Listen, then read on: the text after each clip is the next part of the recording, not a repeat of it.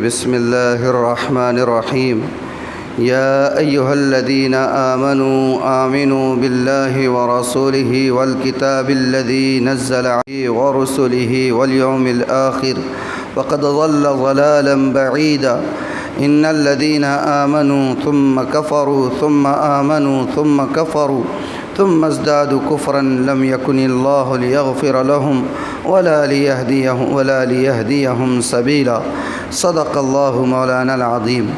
ترجمہ ان آیات مبارکہ کا یہ ہے، باری تعالیٰ فرماتے ہیں اے ایمان والو، ایمان لے آؤ اللہ پر اور اس کے رسول پر اور اس کتاب پر جو نازل کی اس نے اپنے رسول پر، والکتاب الذی انزل من قبل، اور اس کتاب پر جو نازل کی تھی پہلے، ومن یکفر باللہ وملائکتہ، اور جو کوئی انکار کرے اللہ کا اور اس کے فرشتوں کا، وکتبہ، اور اس کے کتابوں کا، ورسلہ، اور اس کے رسولوں کا، والیوم الآخر، اور قیامت کے دن کا، فقد ضل ضلالا بعیدا، تو وہ بہک کر دور جا پڑا۔ ان الذین آمنوا، بے شک وہ لوگ جنہوں نے ایمان لے آئے، ثم کفروا، پھر وہ کافر ہوئے، ثم آمنوا، پھر ایمان لے آئے، ثم کفروا، پھر کافر ہو گئے، ثم ازدادوا کفرا، پھر وہ کفر میں آگے بڑھتے رہے، لم یکن اللہ لیغفر لہم، تو اللہ ان کو ہرگز بخشنے والا نہیں ہے، ولا لیہدیہم سبیلا، اور نہ ہی اللہ ان کو راستہ دکھائے گا۔ یہ ہو گیا ترجمہ ان آیات مبارکہ کا۔ گزشتہ اور اس سے پہلے سے جو حصہ ہم لوگ یہاں پڑھ رہے ہیں اس میں آپ کو بتلا دوں کہ اللہ تعالیٰ نے سورہ نساء کے بالکل آغاز ہی سے عورتوں، بچوں، یتیموں اور کمزوروں کے حقوق کو بیان فرمایا۔ عورتوں کے حقوق بالخصوص وراثت میں ان کو حق دینے کا حکم دیا گیا، یتیموں کو وراثت سے محروم کرنے سے منع کیا گیا، اگر یتیم بچیوں سے شادی کی جا رہی ہے تو ان کو ان کا مہر دینے کا حکم دیا گیا۔ یہ بہت ساری باتیں اس سلسلے میں کی گئی، اور اس کے بعد گزشتہ جو حصہ ہم نے پڑھا اس حصے میں اللہ تبارک و تعالیٰ نے گواہ پر اور گواہی پر قائم رہنے اور انصاف کے ساتھ اللہ کو حاضر و ناظر جانتے ہوئے گواہی دینے کی تلقین کی ہے۔ اور گواہی کی بات کل اس لیے کہی گئی تھی کہ جتنی تعلیمات پہلے احکامات دیے گئے عورتوں کے متعلق، بچوں کے متعلق، عورتوں اور بچوں کے حقوق سے متعلق، وراثت یا مہر سے متعلق، اور اسی طرح میاں بیوی کے اختلافات اور ان کے درمیان صلح کے حوالے سے جتنی بھی باتیں ہیں، ان تمام باتوں میں زیادہ تر گواہوں کی ضرورت پیش آتی ہے۔ اس لیے اللہ تعالیٰ نے گزشتہ کل جو حصہ ہم نے پڑھا اس میں یہ فرمایا اور کہا گیا تھا کہ اے ایمان والو، گواہی پر قائم رہو اور انصاف کے ساتھ گواہی دو، اگرچہ اس گواہی کی زد تمہاری اپنی جان پر کے خلاف ہوتی ہو یا تمہارے والدین اور رشتہ داروں کے خلاف ہی بات کیوں نہ ہوتی ہو، لیکن گواہی انصاف کے ساتھ دینی چاہیے۔ آج کا جو حصہ ہم نے پڑھا ہے اس حصے میں اللہ تبارک و تعالیٰ فرما رہے ہیں کہ اے ایمان والو، ایمان لے آؤ۔ بڑی عجیب بات ہے، ایمان والو ہی سے کہا جا رہا ہے ایمان لے آؤ۔ کیا مطلب ہے وہ ایمان والے نہیں ہیں؟ مطلب یہ ہے کہ ایمان والے، دو تین باتیں ہیں اس میں سمجھنے کی۔ اس ایک طرح سے اس زمین کے اوپر روئے ارض پر جتنی انسانیت ہے وہ تقریباً ایمان والی ہے۔ کیوں ایمان والی ہے؟ تقریباً نہیں بلکہ پوری طرح ایمان والے ہیں، سب کے سب۔ کیوں؟ اس لیے کہ اللہ تعالیٰ نے عالم ارواح میں تمام انسانوں کی، جو حضرت آدم علیہ السلام سے لے کر صبح قیامت تک پیدا ہونے والے انسان ہیں، ان تمام انسانوں کی روحوں کو عالم ارواح میں اللہ تعالیٰ نے پیدا فرما کر ان سے عہد لیا تھا، الست بربکم، کہا تھا کہ کیا میں تمہارا رب نہیں ہوں، پروردگار نہیں ہوں؟ تو تمام لوگوں نے بیک زبان کہا تھا بلا، کیوں نہیں؟ مطلب یہ ہے کہ انہوں نے ایمان لایا تھا کہ اللہ پروردگار ہے، ہر ایک نے۔ یہاں آنے کے بعد اب کہا جا رہا ہے کہ عالم ارواح میں تم ایمان لے آئے تھے، اس مادی دنیا میں آنے کے بعد بھی اپنے اس عہد پر قائم رہو اور اللہ پر ایمان لے آؤ۔ اللہ کیا ہے؟ اللہ تعالیٰ، یہ اللہ تعالیٰ کا ذاتی نام ہے اللہ، اور اس کے بہت سارے صفاتی نام بھی ہوتے ہیں۔ میں اس سے پہلے بھی بات بتایا ہوں کہ ایک ہوتا ہے ذاتی نام اور ایک ہوتا ہے صفاتی نام۔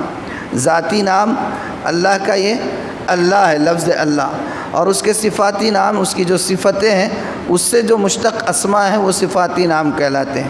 جیسے اللہ رحم کرنے والا ہے، اللہ رحمان ہے، رحیم ہے، کریم ہے، رؤوف ہے، ستار ہے، غفار ہے۔ یہ جتنے نام ہیں اللہ کے علاوہ، لفظ اللہ کے علاوہ، یہ سب اللہ کے صفاتی نام ہیں۔ تو کہا یہ جا رہا ہے کہ ایمان والو اللہ پر ایمان لاؤ اس کی تمام صفات کے ساتھ۔ اور جو کہا جاتا ہے نا آمنت باللہ و ملائکتہ و کتبہ و رسلہ، یہ تمام ایمان مفصل ہے۔ اور ایمان مجمل کیا ہے؟ آمنت باللہ کما ہوا باسمائہ و صفاتہ، اللہ جیسے اس کے اسماء ہیں اور جتنی صفات سے وہ متصف ہے ان تمام پر میں ایمان لے آتا ہوں۔ تو یہ کہا جا رہا ہے کہ اللہ تعالیٰ کو اس کی ذات اور صفات کے اعتبار سے رب تسلیم کر لو اور ایمان لے آؤ اور اس کے رسول پر۔ رسول کون ہے؟ رسول کتنے گزرے؟ رسول بہت سارے ہیں۔ قرآن میں تقریباً 20-25 انبیاء کرام علیہ السلام رسولوں کے نام آئے۔ قرآن میں کتنوں کے نام آئے؟ 20 سے 25 انبیاء یا رسولوں کے نام آئے۔ اور حدیث سے ثابت ہوتا ہے کہ اللہ تعالیٰ نے 1,25,000 کے قریب انبیاء بھیجے، لیکن یہ بھی کوئی یقینی فگر نہیں ہے۔ اللہ تعالیٰ ہی جانتے ہیں کہ اللہ تعالیٰ نے کتنے انبیاء بھیجے، کتنے پیغمبر بھیجے، کتنے رسول بھیجے اور کتنے رسول یا نبی بھیجے۔ رسول اور نبی میں فرق ہوتا ہے، معلوم ہے نا؟ رسول اور نبی میں فرق ہوتا ہے۔ نبی ہر وہ شخص جس کی طرف اللہ وحی بھیجتے ہیں، اپنا پیغام بھیجتے ہیں اور ان کو انسانوں کی ہدایت کے لیے اللہ تعالیٰ مبعوث فرماتے ہیں، وہ نبی ہوتے ہیں۔ لیکن نبی کو ایک مستقل نئی شریعت نہیں دی جاتی ہے۔ رسول وہ ہوتا ہے جو نبی ہونے کے ساتھ ساتھ اس کو اپنی خود کی مستقل ایک شریعت اور کتاب بھی دی جاتی ہے۔ جیسے حضرت موسیٰ علیہ السلام، حضرت موسیٰ علیہ السلام کو ایک مستقل شریعت دی گئی اور ان پر کتاب نازل کی گئی۔ کون سی کتاب؟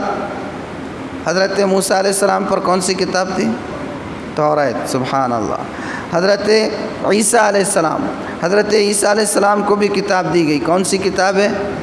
انجیل، ہاں۔ اور تیسری کتاب کون سی ہے؟ جی، زبور۔ زبور کس کو دی گئی؟ حضرت داؤد علیہ السلام کو، سبحان اللہ۔ تو یہ کتابیں ہیں، لیکن یہ کتابیں وہ ہیں جن کا تذکرہ اللہ تعالیٰ نے کیا ہے۔ اس کے علاوہ اور ایک قرآن شریف ہے نا، یہ 4 کتابیں، ان کے علاوہ بہت سارے صحیفے بھی اللہ تعالیٰ نے انبیاء کرام علیہ السلام پر نازل فرمائے، اور وہ کتنے ہیں اس کی تعداد صحیح اللہ تعالیٰ ہی جانتے ہیں۔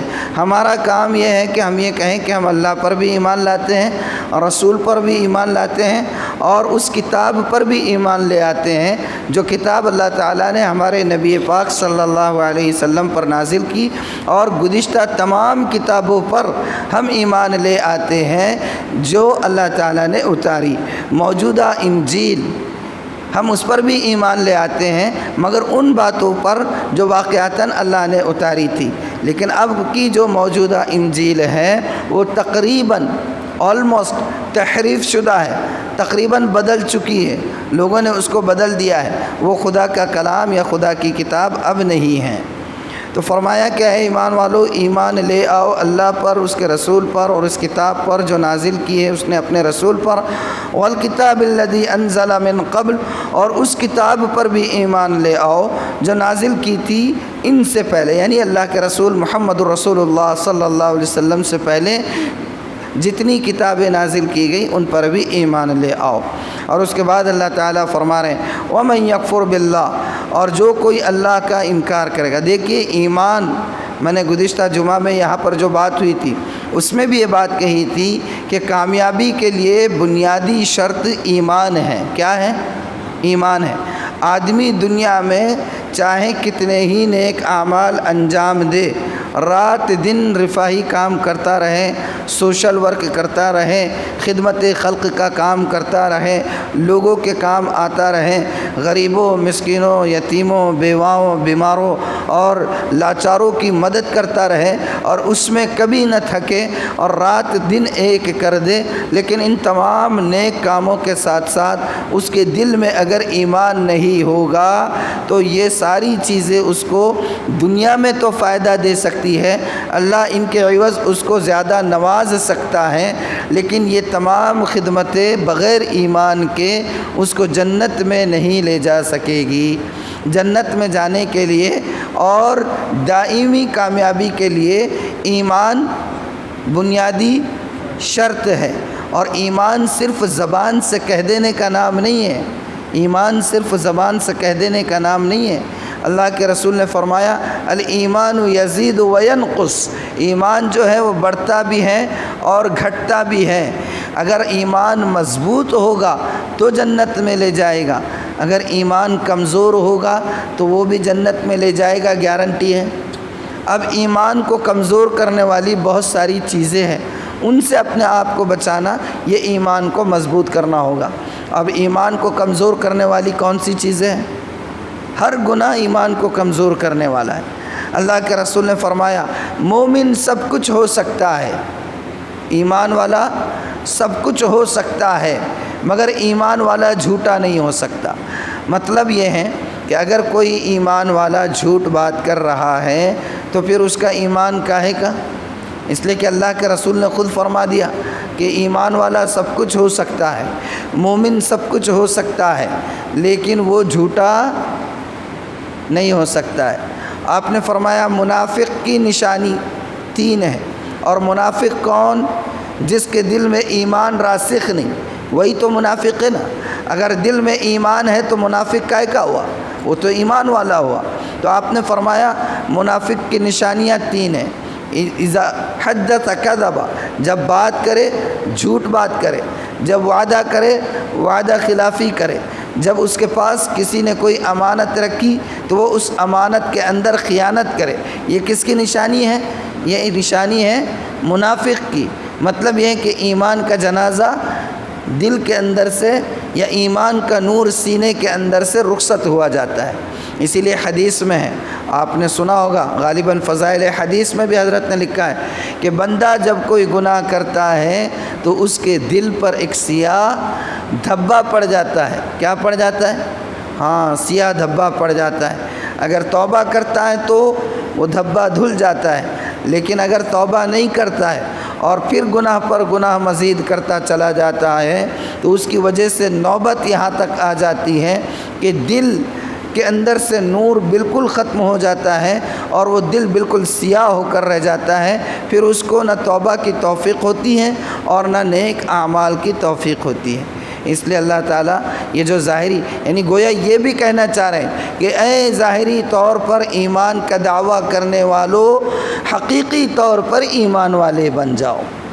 ظاہری طور پر ہی دعویٰ کر رہے ہیں نا، ورنہ دیکھیے ہماری معاشرت کیسی ہے۔ مسجد میں تو ہر کوئی 100% ایمان والا ہے، مسجد کے باہر 100% مسلمان ہیں، تجارت میں 100% مسلمان ہیں، معاملات میں 100% مسلمان ہیں۔ بیٹوں اور بہوؤں اور رشتہ داروں کے ساتھ ہماری جو زبان ہوتی ہے، جو لہجہ ہوتا ہے، ہمارے جو معاملات ہوتے ہیں، کیا وہ ایمان کے تقاضوں کے مطابق ہوتے ہیں؟ نہیں ہوتے ہیں۔ تو کہا جا رہا ہے کہ اے وہ لوگوں جو ظاہری طور پر ایمان کا دعویٰ کرنے والے ہیں، حقیقی معنی میں ایمان والے بن جاؤ۔ اور اس کے بعد اللہ تعالیٰ فرما رہے ہیں، کیا فرما رہے ہیں؟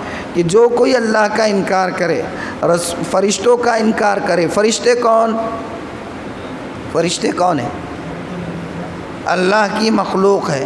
کیسی مخلوق ہے؟ بالکل لطیف۔ لطیف مطلب جو نظر نہیں آتا لیکن جو رہتا ہے۔ ہوا لطیف ہے۔ ہوا کیا ہے؟ ہوا کا وجود ہے کہ نہیں ہے؟ دنیا میں ہوا چلتی ہے نا، ہاں، محسوس بھی ہوتی ہے، نظر آتی ہے؟ نظر نہیں آتی لیکن ہے نا ہوا۔ ہاں، ایسے ہی فرشتے ہیں، اور فرشتے اللہ تعالیٰ نے فرشتوں کو انسانوں سے ہزاروں نہیں، لاکھوں نہیں، کروڑوں سال پہلے پیدا کیا۔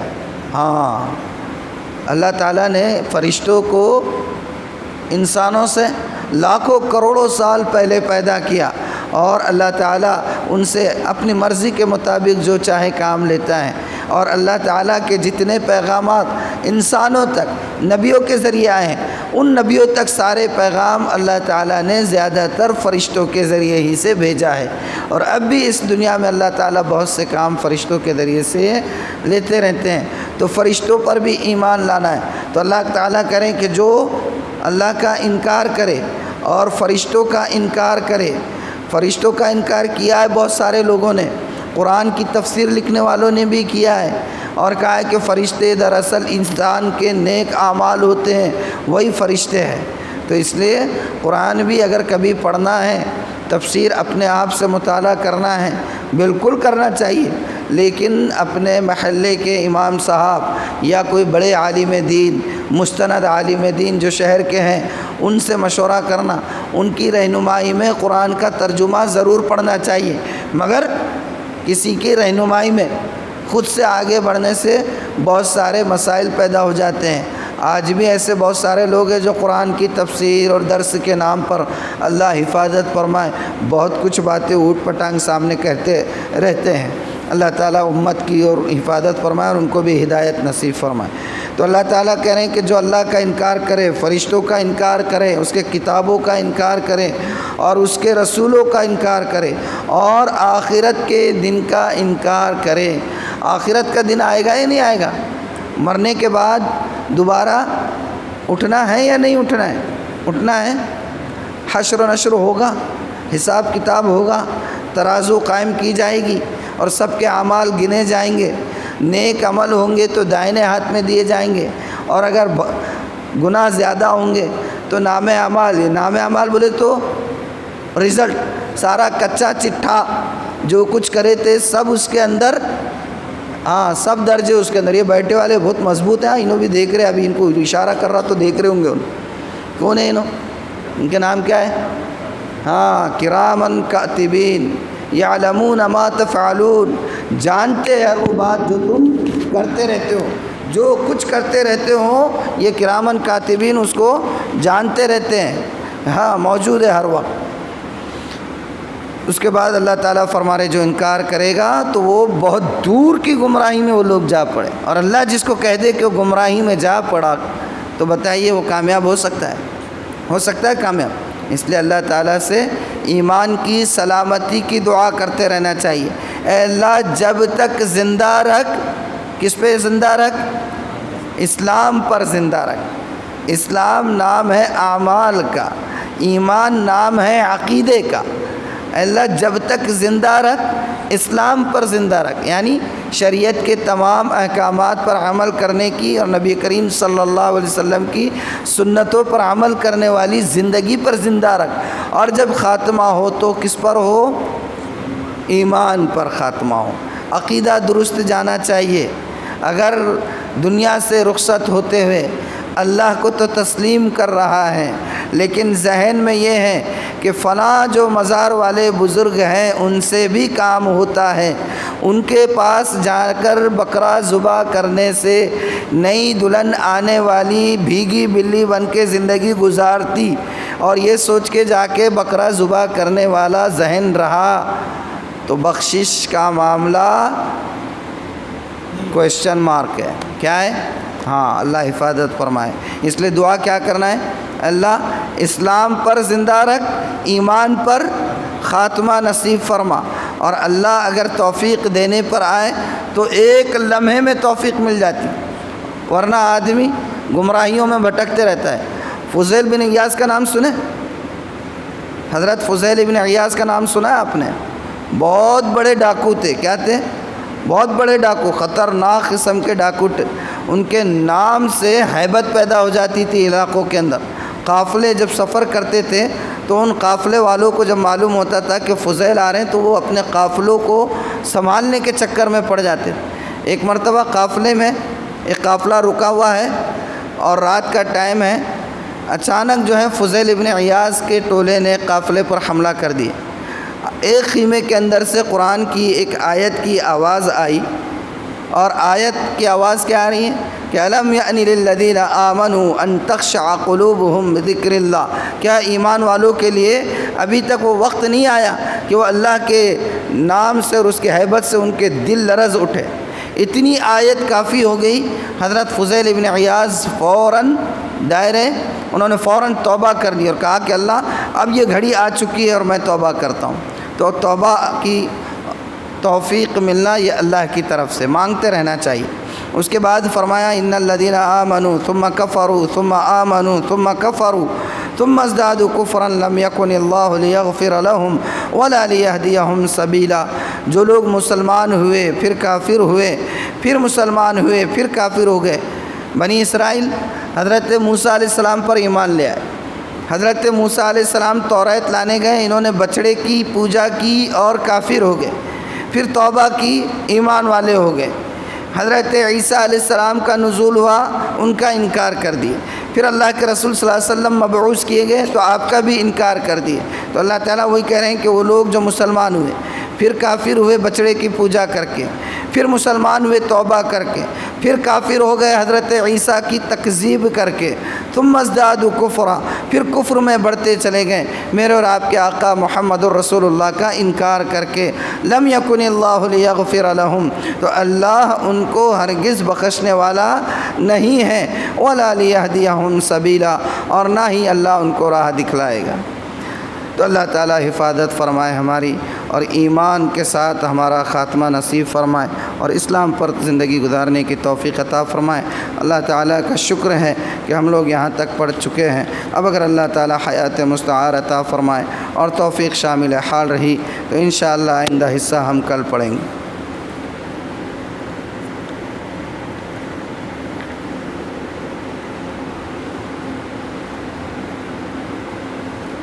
مسائل کا ایک سلسلہ ہے جو روز پڑھتے ہیں ہم لوگ۔ آج کا مسئلہ ہے کہ جس شخص نے اپنا حج نہیں کیا کیا وہ حج بدل کر سکتا ہے؟ حج بدل معلوم ہے؟ حج بدل مطلب دوسروں کی طرف سے حج کرنا۔ اگر کسی شخص نے اپنا حج ادا نہ کیا ہو وہ بھی دوسرے کی طرف سے حج بدل کر سکتا ہے، لیکن اس میں قدر تفصیل ہے۔ اگر کسی شخص پر اپنا حج فرض ہو چکا ہے پھر وہ اپنا حج فرض نہ کر کے دوسروں کی طرف سے حج بدل کرے تو اس کا یہ عمل مکروہ تحریمی ہے، کیونکہ وہ قدرت کے باوجود فرض حج کی ادائیگی میں تاخیر کی وجہ سے گنہگار ہے، لہذا اسے حج بدل نہیں کرنا چاہیے بلکہ پہلے خود اپنا حج ادا کرنا چاہیے۔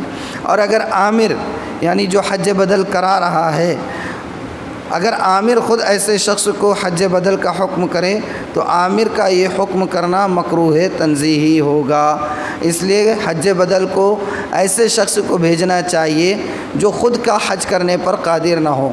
اگر وہ خود حج کر سکتا ہے، اس پر حج فرض ہے، اور وہ اپنا حج ادا نہیں کر کے دوسروں کے حج کے لیے جا رہا ہے تو اس کا ایسا کرنا مکروہ تحریمی ہے۔ اگر اس پر اپنا حج فرض نہیں ہے، جو حج بدل کر رہا ہے اگر اس پر اپنا حج فرض نہیں ہے پھر وہ دوسرے کی طرف سے حج بدل کو جا رہا ہے تو اس کا حج بدل کرنا مکروہ تنزیہی ہوگا۔ تاہم ہر دو صورتوں میں عامر کی طرف سے حج تو ضرور ادا ہو جائے گا۔ اللہ تعالیٰ عمل کی توفیق عطا فرمائے۔ سبحان اللہ و بحمدہ، سبحانک